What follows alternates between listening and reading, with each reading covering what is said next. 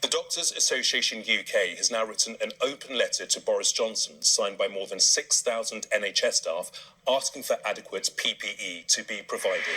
Well, Dr Jenny Vaughan is a frontline NHS consultant and law and policy lead at the Doctors Association UK. She joins us from Westminster. Many thanks indeed for joining us this morning. Firstly, what exactly is in the letter? Well, what we're doing is asking Boris to take urgent action to make sure that the supplies are actually getting to the front line, because what we're hearing from our members all over the country is that although things are definitely improving from where they were, there are still problems in certain areas and overall getting to the front line. Some of the examples of the things we're hearing is that doctors are saying some of them are having to go into Screwfix, one of our major retailer, and get masks to protect themselves, okay? And also the other things that people are worried about is even some of the supplies are arriving and they appear to be out of date, and someone has just scribbled the new date over them, so that when they put them on, they are worried that that may be that the mask may have degraded and they may not have the full protection. There is real worry amongst the medical community on this, although we entirely accept that these are unprecedented times for the government and that it is certainly, the situation is improving, but there is so much more work to do. Because the bottom line, Jenny, is that your colleagues could get sick as a result. Yeah. Sorry? The bottom line here is that you and your colleagues can get sick after being infected by patients as a result. Absolutely. The bottom line here is that healthcare workers are putting their lives on the line. They know that, but despite that, they want to save as many lives as possible, but they also have families. We're not talking superheroes or angels, super angels here. We're talking normal healthcare workers with families, with caring concerns. So by staying at home, and that I'd like to echo the message of Boris Johnson today, if you stay at home, you will definitely save lives. You will save your lives, that of your family, but you will also help protect healthcare workers, because when we're coming off shift, we're also using public transport. We don't want to infect you either. So what we're hoping is that the government will just ramp up the urgent call to action that we are asking for this morning through this letter. Doctors do feel like they're being treated in some cases like cannon fodder, and we want that all to change, and we want more stuff to go to the front line. We want nurses to be protected. We can't forget the nurses, the district nurses who are going out. Many GPs are telling us that they're going into the community and they are worried that their protective equipment may not be enough.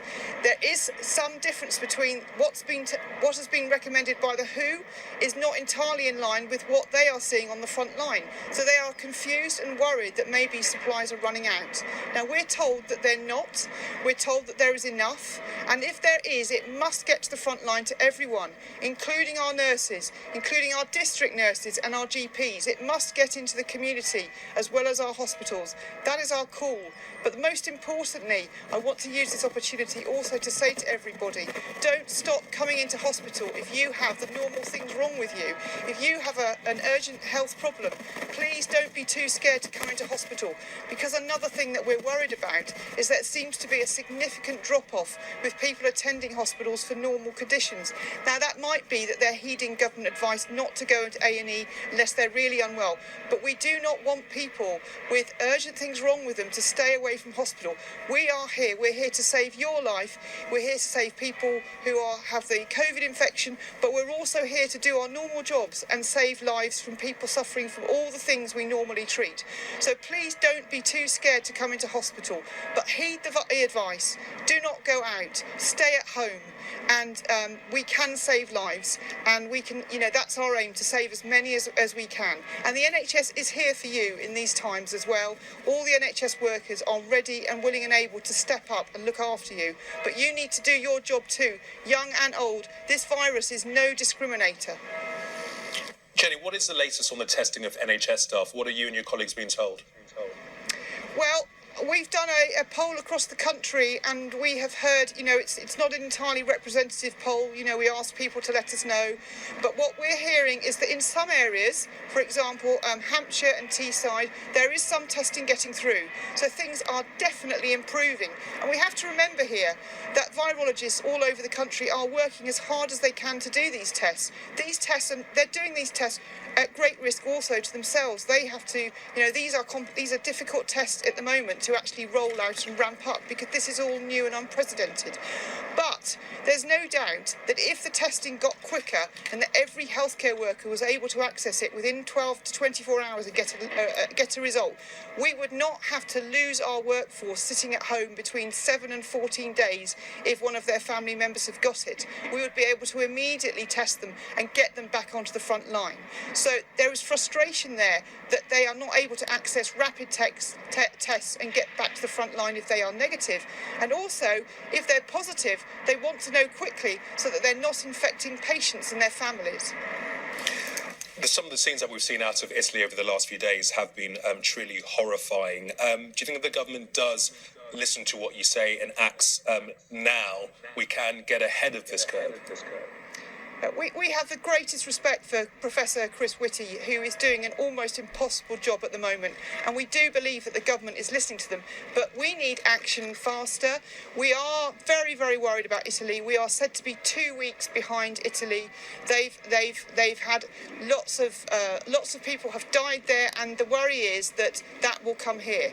But there is something that everyone can do to try and stop that or reduce the pressure on the NHS, and that is, and I must say this again to everybody, because I saw yesterday people were out and about because it was a sunny day.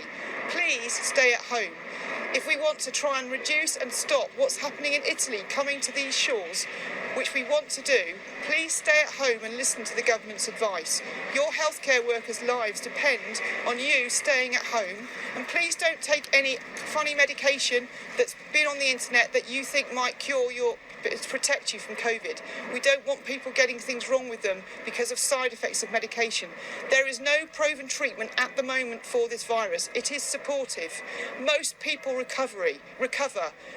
We mustn't scaremonger here. Most people recover from this virus, but there are a certain numbers of the population who have pre-existing conditions that do badly. So you may be a fit and healthy person. You could still be affected by this seriously, but you could pass it on just by going out or having contact to some vulnerable person. You just don't know that. So you could recover, but they could die. So think about others. You don't just think about yourself. Stay in and protect the elderly and vulnerable. Yeah, people need to heed the warning. OK, Jenny Vaughan, NHS consultant and law and policy lead at the Doctors Association UK. Appreciate you talking to us this morning. Thank you.